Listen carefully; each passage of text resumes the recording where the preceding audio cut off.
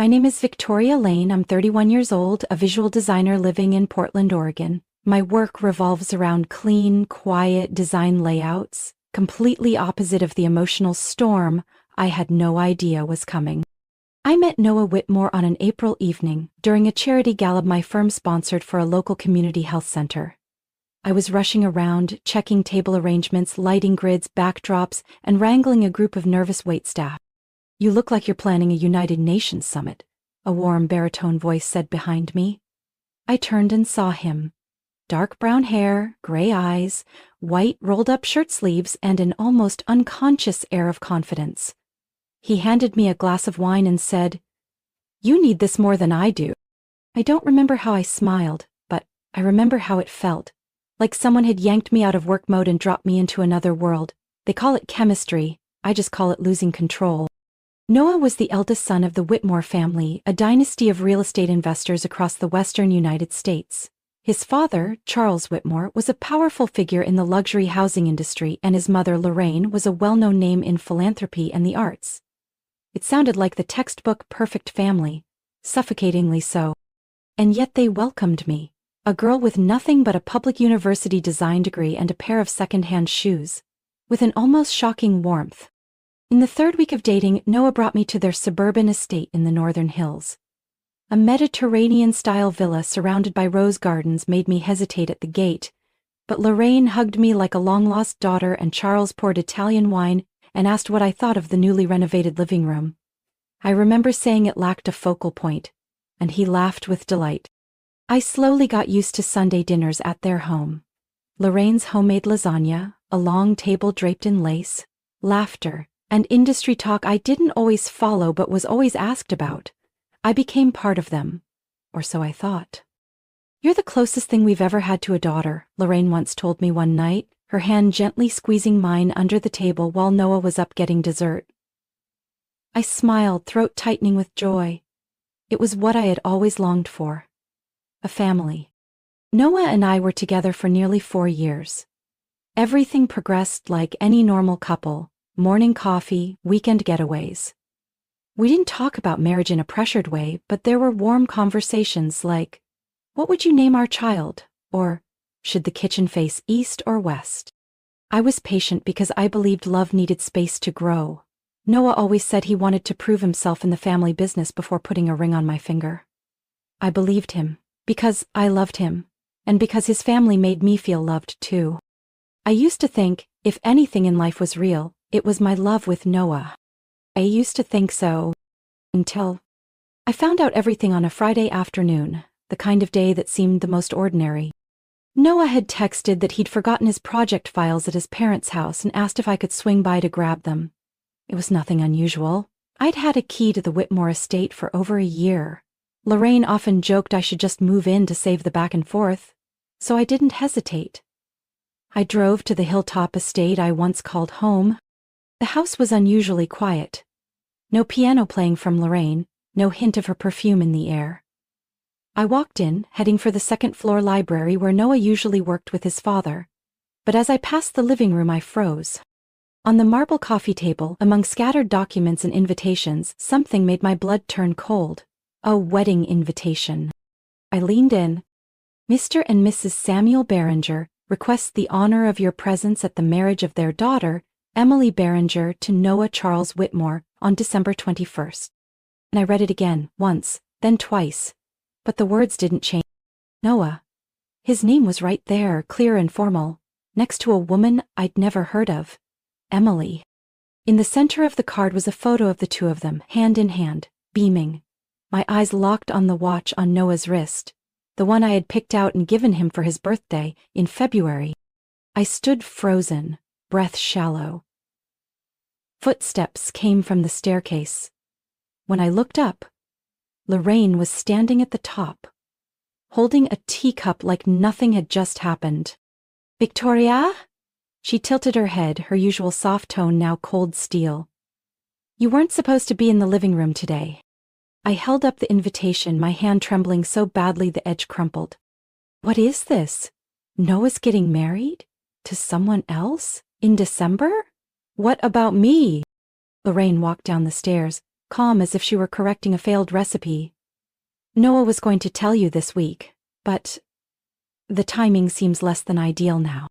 I'd been with him for almost 4 years, I choked out. 4 years we lived together, planned for children. I thought... You're a good girl, Victoria, she cut in, her eyes disturbingly indifferent. But that's not enough. Not enough? I repeated. Emily is Senator Barringer's daughter. Our families have been discussing this alliance since last year. You didn't actually think a 4-year relationship was forever, did you? You're more pragmatic than that, aren't you? Then what was I for those 4 years? My voice dropped to a whisper. A placeholder? A convenient disguise? Lorraine didn't answer. She stepped closer, swiftly pulled the invitation from my hand like she feared it might get soiled. Noah will call you, she said. It's best this ends quietly. Our family is willing to offer financial support to help you get back on your feet. I stared at her, slowly stepping back. Everything in that house, the paintings, the vases, the stories I once believed suddenly felt foreign, staged, nauseatingly fake. I didn't say another word. My legs moved on their own, carrying me to the door. The cold wind slapped my face like a brutal reminder. I was awake now. Rain had started to fall. October rain in Portland doesn't come in sheets. It's a slow, cold seep, like the grief bleeding quietly through my chest. I sat in the car, phone in hand, scrolling through photo after photo of me and Noah. Summer on the beach, Christmas by the fireplace, pizza nights in our tiny apartment. So many memories. So many promises. I hadn't seen anything, not a single sign. Or maybe I had, and refused to believe it? I opened my contacts. My finger hovered over the name of the only person I knew would understand this feeling without needing an explanation. Avery Lane, my older sister. She picked up after the first ring. Vic? Just one word. And I broke down in tears. I don't remember how I drove home. Everything felt drowned in a thick fog, the only clear thing being the ache in my chest, stretching up into my throat. Avery was at my apartment in under 30 minutes, carrying a box of chocolate cake and a bottle of red wine. My sister was never the gentle, hand-on-your-shoulder type. But that night she sat beside me, asked nothing, analyzed nothing.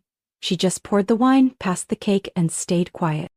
When I told her everything, from the wedding invite, the photo, Lorraine's words, to the surreal feeling of having reality stripped away, Avery didn't interrupt me once.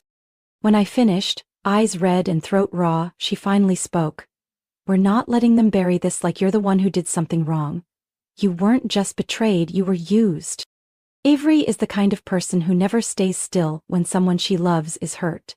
She used to be a journalist before transitioning into strategic communications for an environmental nonprofit.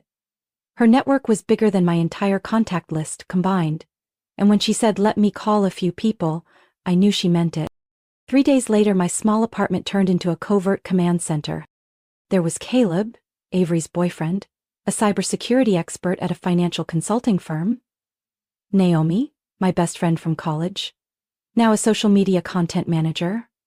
And Ben, Avery's high school friend who worked as an attorney at a law firm in Seattle. Each person brought their own strength to the table. No one asked if I was sure. They only asked, when do we start? We set up a timeline on the wall, gathering every piece of information from the past 4 years. Naomi pulled up Noah's social media accounts, along with those of the Whitmore family and Emily Barringer, the future bride. This was orchestrated, Naomi muttered, eyes scanning through photo after photo. Look here. Since last June, the Whitmores and Barringers have been at no less than 5 public events together. Caleb added, I found a planning memo in Noah's company email. He sent the wedding layout to the event team 3 months ago. That's when you and he were still planning the Hawaii trip. I swallowed hard. I still had the confirmation emails, even the pastel mood board I'd sketched for that vacation. Ben looked at me, serious. This isn't just betrayal, Victoria. You were used as a shield. If you want to fight back, you'll need a plan. And solid evidence. I nodded. What do we do with what we've got? Avery smirked. The wedding's on December 21st, at Longridge Estate in Napa Valley.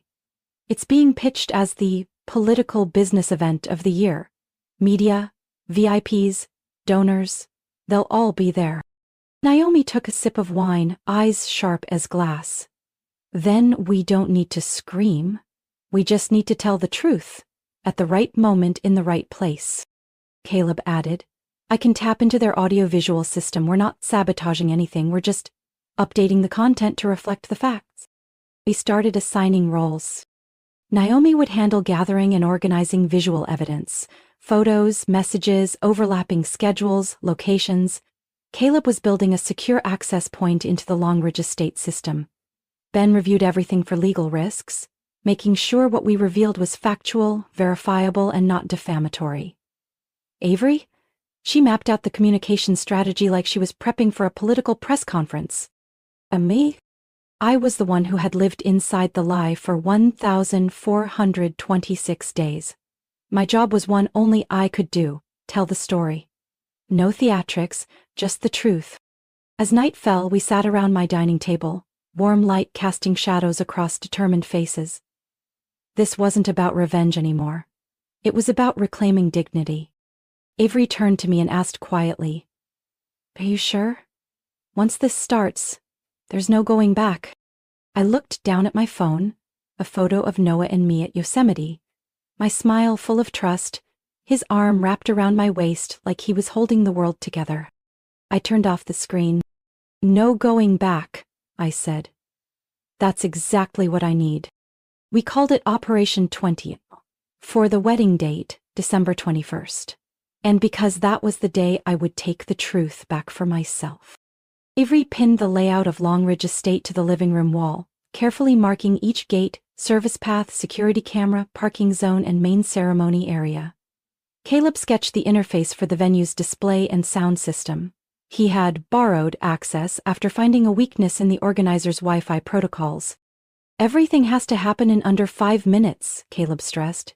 If we execute this right, no one will stop it in time.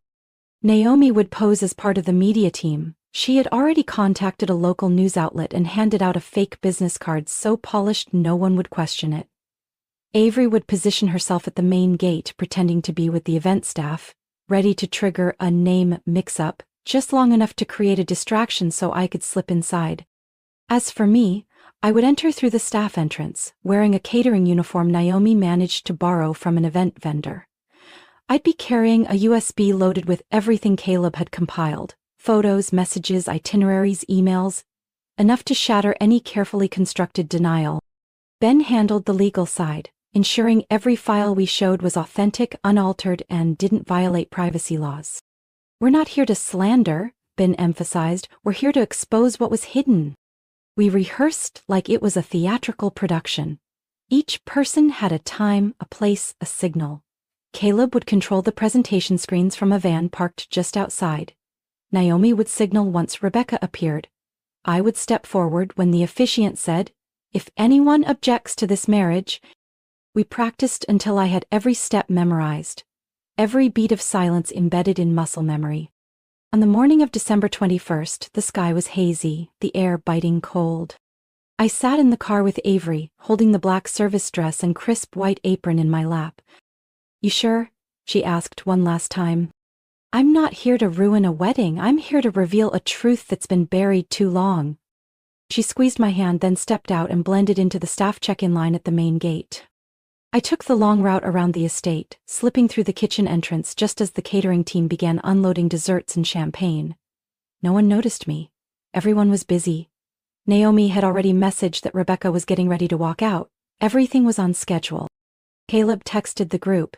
Cameras and display systems ready, waiting on cue. I walked the main hallway, holding a tray of napkins, weaving through toward the ceremony space. The room was packed, elegant dresses, poised smiles, the clinking of glasses, and hallway whispers. I spotted Lorraine laughing beside the bride's parents.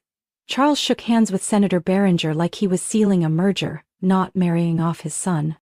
Everything looked perfect. Until the music swelled and the bride appeared, her hand on her father's arm as they walked slowly down the white aisle. Rebecca looked stunning, her lace gown hugging every line, her eyes bright. But there was tension behind that delicate smile. The officiant spoke. We gather here today to witness the sacred union of two souls. My heart thudded. Naomi's voice came through the earpiece. 30 seconds. If anyone has reason to object to this marriage, speak now. I stepped out from the back row, my voice clear. I have a reason. The entire room jolted. Whispers died mid-breath. Hundreds of eyes turned toward me. Rebecca turned. Noah froze. From opposite ends of the room, Naomi, Ben, and 2 other allies stood in unison. I do too. Caleb triggered the cue. The screen behind the altar blinked to life. There it was, a photo of me and Noah. Hand in hand at the winter cabin in February, the place he said, I don't want anyone but you. Then came the messages, emails, pictures, overlapping timelines, a voice recording of him saying, keep her close until the last minute. Each screen transition revealed a new lie. Rebecca turned to Noah, her voice dry. You've been in love with her this whole time? He didn't answer. Where are you ever going to tell me? She asked again, her eyes beginning to redden. Noah stammered. You don't understand. Rebecca pulled her hand from her father's arm. I understand more than you think. She removed her ring and placed it on the podium. This wedding ends here. The room fell silent. Rebecca stood at the front, the sheer veil falling from her shoulders like the curtain of an illusion being dropped. The engagement ring, once heavy with promise, now lay exposed beside the microphone. Like even it felt ashamed to witness what had just happened. I'm sorry to everyone who came today, she said, voice trembling but steady. The reception will still be held, everything's been paid for, but this wedding is over. Senator Samuel Berenger, Rebecca's father, stepped forward from the front row and placed a hand on her shoulder. He said nothing, but when he turned to face Charles Whitmore, no words were needed. The look alone could freeze a room. Charles, he said, voice low and firm, I believe any further negotiations between the Whitmores and the Berengers are no longer necessary. Charles opened his mouth to respond, but stopped when he saw phones recording from every angle. The glow of camera lights, the murmurs from guests, a few already slipping away from their seats as if trying to disassociate themselves. And he stayed silent. Lorraine was another story. She stormed toward Rebecca, voice sharp as steel. Don't let emotions cloud your judgment. Victoria, she's fabricating this. Rebecca spun to face her. No, Mrs. Whitmore. No one fabricated anything. What's on that screen is real, and you know it. Everyone here does. Lorraine stepped back, her face pale with rage. Noah moved forward, trying to grab Rebecca's hand. I can explain. You had 4 years to explain to her, Rebecca cut in, turning to me. And you had 6 months to be honest with me. You did nothing. Noah looked at me, his eyes bloodshot. You came here to ruin my life? I didn't flinch, let him sit with the truth. No, I said quietly. I came to end a lie that went on for too long. You destroyed your own life, Noah, not me. Rebecca turned to me, eyes brimming with tears. She didn't say anything, just gave a small nod, as if thanking me for saying what she should have known long ago. Caleb shut down the presentation system. The screen went black. But the damage had already spread like ink bleeding into white silk. No one walked away unstained. I walked out of Longridge Estate into the crisp December evening air. Every sound behind me, the whispers, the calling voices, the rustle of silk gowns across the floor, faded like a dream unraveling at the edges. Avery was waiting for me in the parking lot. She wrapped her arms around me the moment I stepped close, not asking a single question. Naomi left her position. Ben pulled out his earpiece and waved from a distance. Caleb closed his laptop in the van and exhaled like a soldier finishing battle. It's done, I whispered. No, not yet, Avery replied. But you took your voice back. The rest? Let them deal with it. Just 2 days later, footage from the wedding leaked online. A guest had recorded the moment I stepped forward from the back of the ceremony and spoke up. The clip wasn't long, but it spread like wildfire. Woman crashes wedding after 4-year deception. A slap in the face to high society. $1 million wedding shattered by one truth. Despite efforts to contain it, the Whitmore family's reputation was fractured. Senator Berenger withdrew all funding from his joint project with Whitmore Holdings. 2 major investors followed suit. An investigative article by an independent newspaper exposed shady business deals, Charles Whitmore had been involved in. The financial world began to stir. No one said it outright, but everyone knew. Noah was the first crack that brought the entire structure down. 3 weeks later, I heard Noah had left Portland. No one knew where he went. Lorraine deleted her social media accounts. Charles didn't appear at any winter real estate summits that year. The morning after, I walked a long trail through the pine forest behind Avery's house. The cold air bit at my face, but it cleared my lungs too. The sky was gray, but inside I no longer felt heavy. 3 weeks after the wedding collapse at Longridge Estate, I received a message from an unknown number. "If you're willing, I'd like to meet. Somewhere without flash photography or pitying stares. Rebecca?" It took me nearly an hour to decide, but eventually I replied. "There's a small coffee shop in Loghurst Park. Saturday morning at 10. That morning light rain fell. Rebecca arrived on time, wearing a light gray trench coat, her hair neatly pinned. She sat at the table by the window, took off her gloves, and placed her cappuccino in front of her, like we were just two ordinary women, chatting about the weather. "Thanks for coming," she said first. I nodded. "I didn't come to hear an apology." "Good," she said with a faint smile. "Because I'm not here to apologize on anyone's behalf. I just wanted to say thank you for speaking up. I used to think I was losing my mind. The disappearances, the stories that didn't add up, old photos erased from my phone without explanation. And I believed him. Because I wanted to."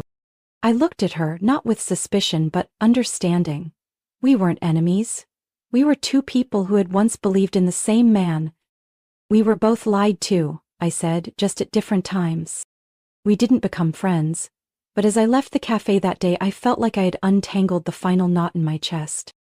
A month later I moved to Santa Fe, New Mexico. I needed somewhere farther, somewhere untouched by the image of a wedding ring dropped on an altar. No more streets where Noah and I once walked hand in hand. Santa Fe had always been a dream of mine. Wide skies, red earth, rich native art culture, and a kind of space that allowed me to breathe again like someone new. I landed a job at a design studio specializing in creative products for regional art museums. Not a senior position, but it made me feel like my work mattered. I rented a small adobe house with 2 bedrooms and a cascade of purple bougainvillea hanging off the porch. I started painting again. I went jogging. I learned how to cook Mexican food. I lived like I never had before, fully. Avery flew in to visit nearly every month. Naomi sent care packages full of stickers and handwritten notes. Caleb was interviewing with a tech firm headquartered nearby. He might move. And maybe I'd have my first real friend in this new city. One afternoon I received a package by express mail. The sender: Lorraine Whitmore. Inside was a check for $250,000. No note, no memo line, just a number. Like pain could be priced. I took scissors, cut the check into tiny pieces, placed them in a new envelope, and added a slip of paper. Some things can't be bought back. Not even with money. I mailed it to the Whitmore estate address. I never heard from them again. And honestly, I don't need to. 8 months had passed since I walked out of the gates of Longridge Estate, leaving behind an unclaimed wedding ring and the venomous confusion on Noah's face. Santa Fe was slowly becoming home. I no longer woke up disoriented between what was real and what wasn't.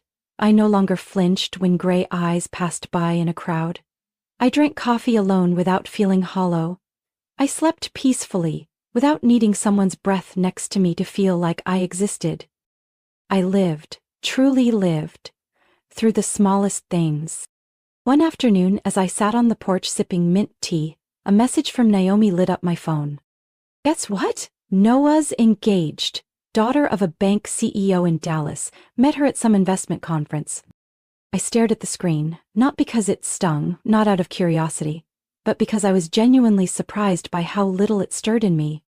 I typed back, "Hope they met at the right time." Naomi replied with a single heart emoji, nothing more.